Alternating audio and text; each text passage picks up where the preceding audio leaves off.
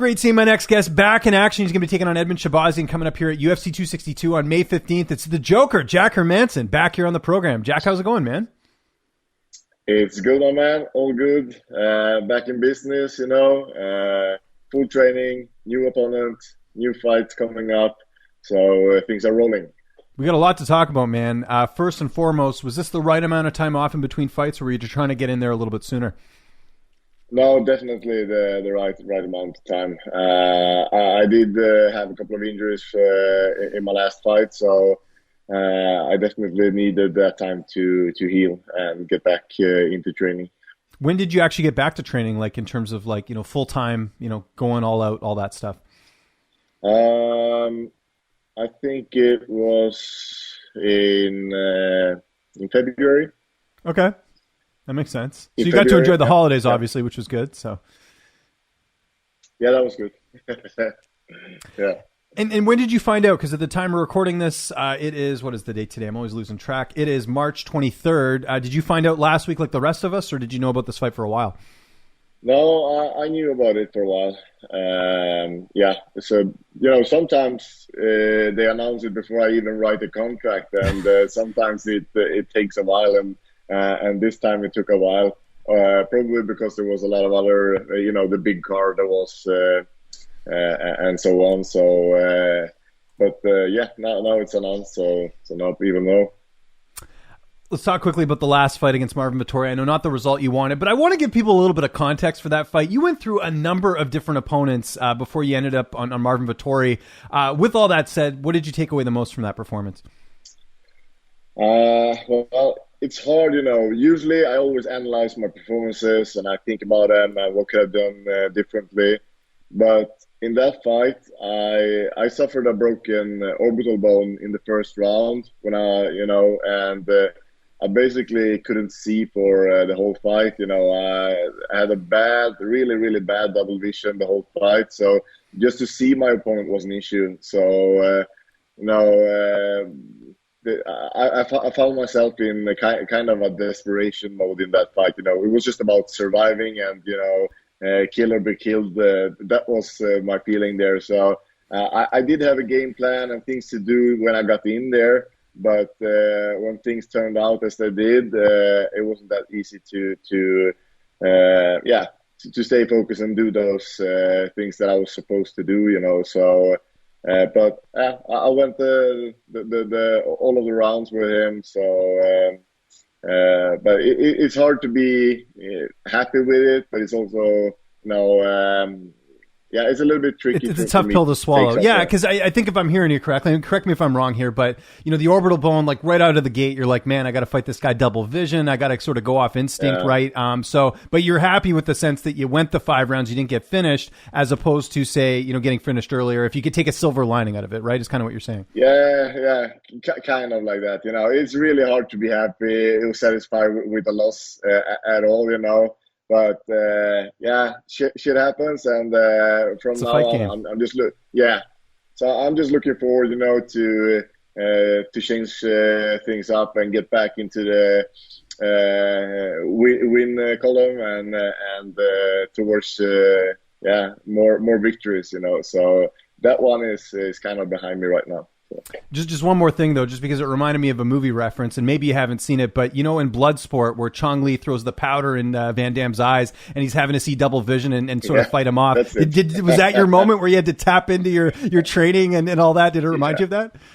Yeah, it really did. It was so weird because when I got back to the stool after the first round, I basically told my coach, because I couldn't get it. I didn't felt, first I was rocked from that punch, but then I couldn't get it. Why am I still seeing double? I don't feel rocked. And I had no idea that my bone was broken. That affected my vision.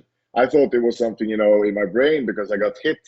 So I thought there was something there going on. So I was just like, I said to my coach, man, I have I can't see anything.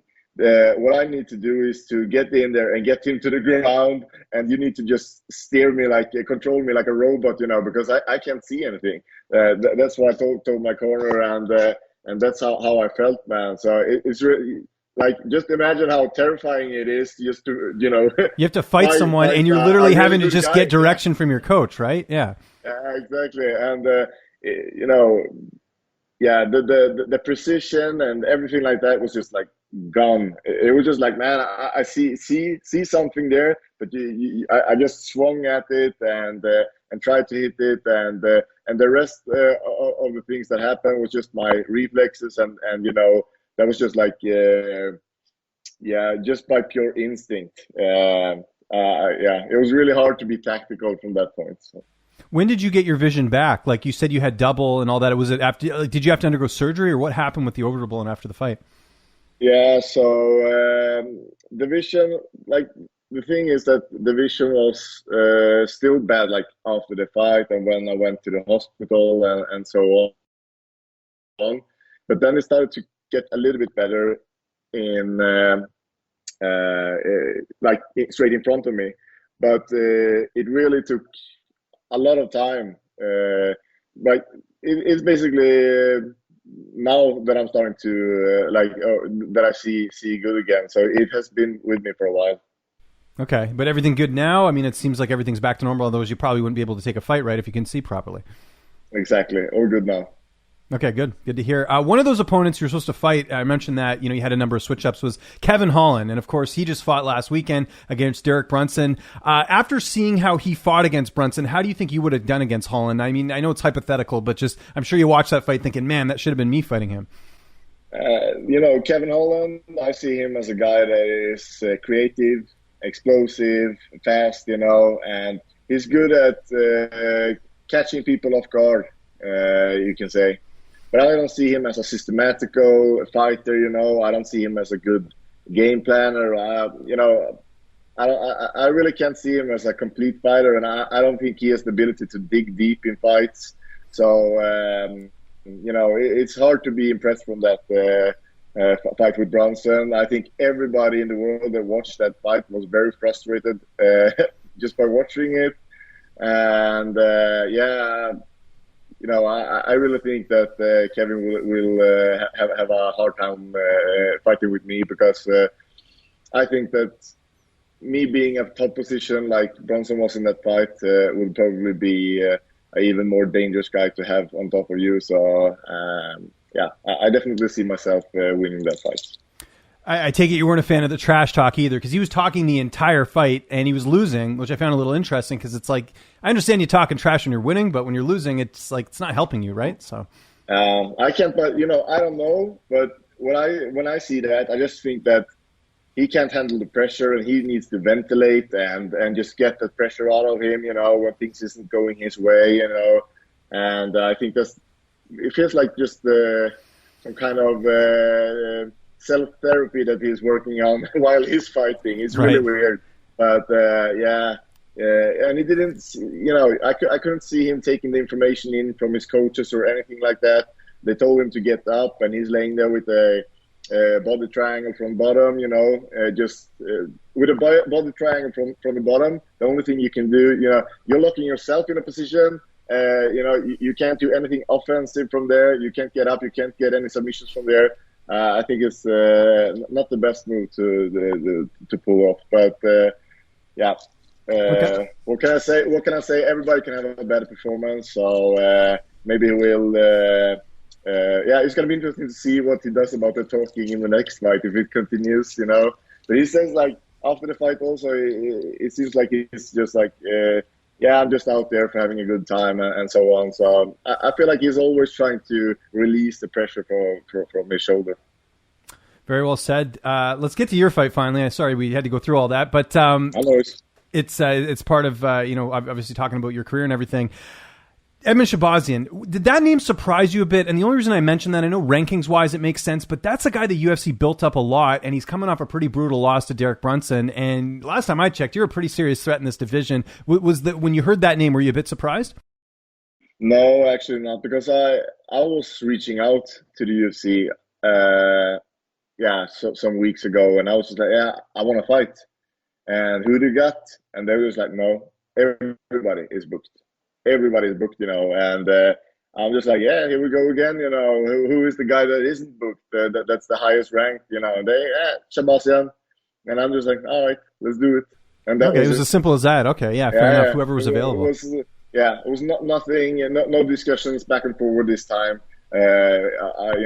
Talking about different opponents or anything like that. It was just like, yeah, who is available? That is the highest rank, and they said like everybody's booked until Shahbazyan. He's the guy if you want it, and I'm just like, yeah, let's go. Style-wise, obviously, you're great on the ground. You've got good stand-up. He's really good when it comes to stand-up. I remember he knocked out Brad Tavares in the first round. Yeah. How do you look at this stylistically? Yeah, I see him as a precise stand-up fighter. He's kind of a sniper, and I'm a little bit more of that high pace and a little bit more of wrestling and grappling in my style. And if we can look at his only loss against Derek Brunson. I see that. I see myself as a better version. I see myself as a guy that is gonna give him at least as much problem, in the same areas of the game. So I definitely feel like I have some tools that is gonna be tough for him to handle. Did Derek Brunson sort of give away the blueprint on how to beat him, which is sort of neutralize him and tire him out? Because if you remember, I think it was the second round, you could see the tide turning where Edmen sort of ran out of gas. Do you think, because a lot of his fights end early, right? Do you think that he sort of, I know you guys are different fighters, but do you feel like that sort of gave you an idea of how to beat this guy?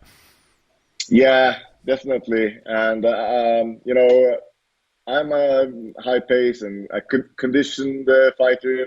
I like to fight at a high pace, and when I saw that, I felt like, yeah, this is a good matchup for me. It's going to be tough for him to handle a fighter like myself. So I feel like for him to get the win, he needs to get it done early, probably. Training camp, business as usual, training with anyone different? Who are you getting to work with for this camp? No, it's the same guys. We have the Corona situation here in Norway is very special. So there is not the regular gym is closed. We have a small space to be at, and fewer guys to train with. But I feel like I don't need a lot of guys to get the job done. You can get the drills in and the situations and the sparring and. So I believe at what we do, and I definitely feel like I'm going to be ready when it's time. Who's going to be making the trip with you for this fight? So that is probably going to be Mohsen Bahari, my MMA coach. He's always with me, and Kenneth Berg, which is a training partner, and he's always also be fighting at the Dana White Contender Series. I think those are the guys that's going to come. The thing is that it's a little bit tricky with the visa situation and stuff like that. So we have some things that we need to sort out there. And also I'm actually going to travel pretty like some weeks in advance, because I have a friend of mine that is, or a training partner of mine that is fighting in PFL. Oh, so, interesting. Yeah.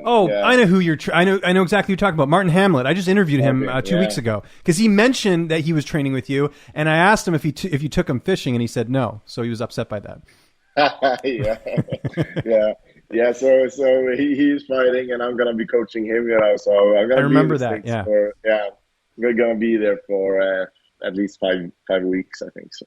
Yeah, I'm excited to see him finally make his PFL debut. He's very talented. Just the one loss recently to Modescus, who's in the UFC, which is interesting. How's this fight playing out coming up here on May 15th? How do you see this fight unfolding against you and Edmen Shahbazyan? I see myself really dominating the fight, pushing forward, pressure him, and I'm gonna make him break. That's the plan. In the fight, so I'm gonna come with everything I have, and I think it's gonna be tough for him to handle that. Does a win here, especially a finish, does that get you back in that driver's seat where you were at, where you're kind of getting close to being a contender and potentially for a title? Yeah, I think so. And looking at the division now with Brunson beating Holland again, and it's just like in the middleweight division, it's chaos. Everybody's beating everybody. But soon everybody has fought, and there's no structure there. There's just like Israel, that's the champ, and then everybody else is just slipping, messing up, winning. It's just up and down. So it's really hard to say. But I think the division is open. So I'm gonna win this, and then maybe take on another big name like. If Rob wins over Gastelum, maybe Rob or Costa or something like that, and then I'm up there again. What did you think of Jan Blachowicz defeating Israel Adesanya? Were you surprised by that, or were you expecting Jan to go out there and take care of business? I was very surprised to see that he did so well in a fight that Adesanya favors, if you know what I mean. Like a stand-up fight, a little bit of distance. Let's see who does this the best, and Jan could hang with him in there. It looked amazing, so very impressed by that. I thought that if Jan was going to win, he's going to knock him out, suddenly with a big punch. But he did it round by round, and I was very, very impressed with it. At the time we're recording this, we have Till and Vettori coming up. It seems like Israel wants Darren Till if Till beats Vettori. Do you think that's fair to the division just because Rob has a win over Till? If Rob beats Gastelum, it seems like Rob's only lost the one fight to Israel. Do you think he should be up there? Like, what are sort of your thoughts on Israel's team not seemingly that interested in potentially rematching Robert Whittaker, if he wins, of course, against Calvin Gastelum? Yeah, I can understand this. It's never fun with a rematch, but if Rob takes Gastelum, he deserves it. So that's easy as that.